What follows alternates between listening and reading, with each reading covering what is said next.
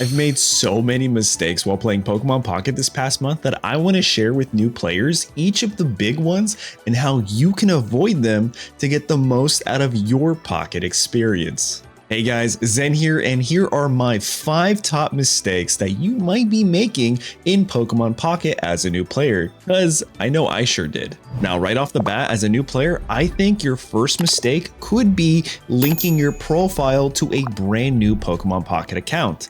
Now, I say this as a mistake because that is exactly what I did before thinking about or even knowing about the option of re-rolling. Now, I'm not going to talk too much about re-rolling in this video. There are a ton of re-rolling guides, but the idea is pretty simple. Essentially, you just don't link your profile when you make a new account with Pokemon Pocket. You play through the start, you get all your hourglass currencies, and you open up as many packs as possible. And then at the end of all your free resources, you decide, is this the account that you want to continue building?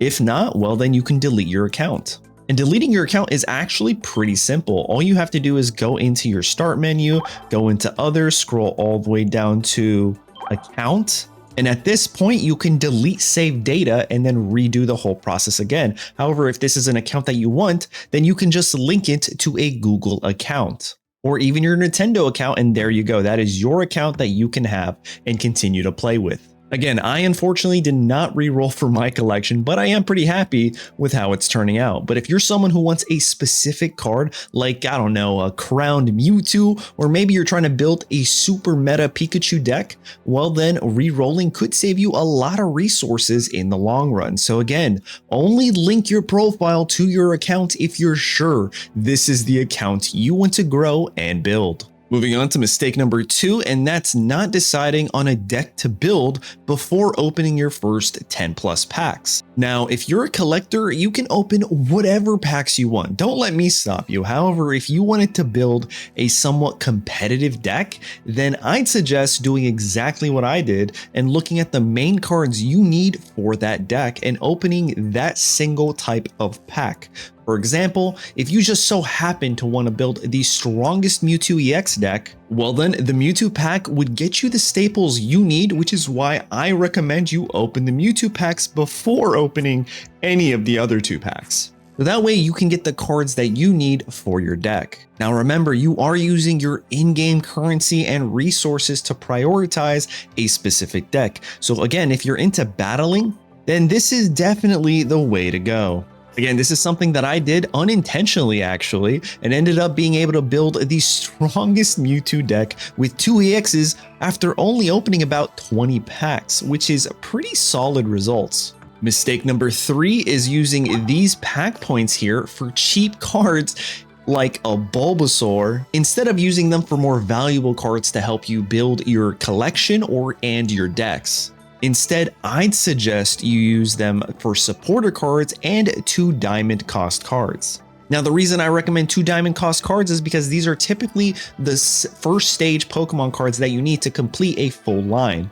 And again, that could add to your collection over a wide variety of decks. Specifically, the trainer supporter cards. For example, the Sabrina supporter card is kind of a huge staple across most decks and is a huge meta card. And this card only costs you 70 pack points. However, it's pretty rare. Being a 2 diamond, which means pulling it can be pretty tough and costly. I mean, you could open 100 packs, there is no guarantee that you are getting a Sabrina. However, what you can guarantee is using 70 pack points you get after opening about 14 packs to then craft this Sabrina card. So using your pack points for these types of cards is great utilization of pack points. Now, I don't think you should use your pack points for like EX Pokemon since they cost about 500 points, because I definitely did that in the past, actually the first couple days of playing this game. And literally the next pack that I opened happened to be the Starmie EX that I just crafted for 500 pack points. And that is not a good feeling. So I recommend trying to pull those from actual pack openings and using your pack points for these other staple cards that can go into a variety of decks, or using it for the crown rares or these really cool looking alt arts. All right, moving on to mistake number 4, and that is not finishing the solo battles and tutorials, because they give you a ton of free hourglasses as well as free items. I mean, look at this. We finished all of them, but there are still some available. In fact, I believe these were the updates that soft launch was getting, because I finished all of these battles first week. But if we go into this and click something like our Venusaur, we'll notice here that there are a ton of more missions to acquire these shop token passes. Things like win a battle with a deck whose Pokemon are only fighting type, and you'll be able to pick up 5 of these shop tickets. But let's say you don't want the shop tickets, you want the other stuff. Well, let's look at this real quick. First time rewards for knocking this out.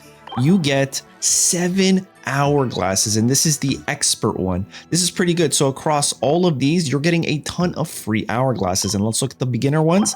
The beginner ones also give you a good amount. They give you 2. 2 is better than none. But again, the main reason to do this is because you can get so many free resources just from being claimed from starting and playing Pokemon Pocket that you don't even really need to spend any money for the first 10 or 15 levels of your profile. Now, this drastically slows down after that, but that was during the soft launch. So I imagine during global that we're going to have also way more events and missions that award players even more resources. So the mistake here is spending actual money before achieving and using all of your free resources the game gives you.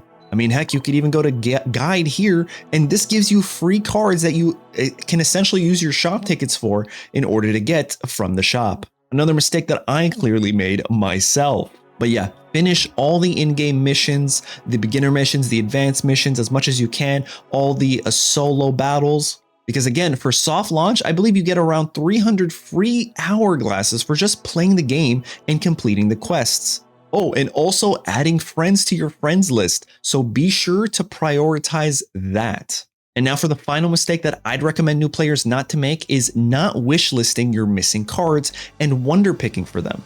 Now, this is less of a mistake and more of like a helpful tip, but wishlisting cards you are missing can help you wonder pick for them and not miss out on the chance to pull them by wishlisting a missing card.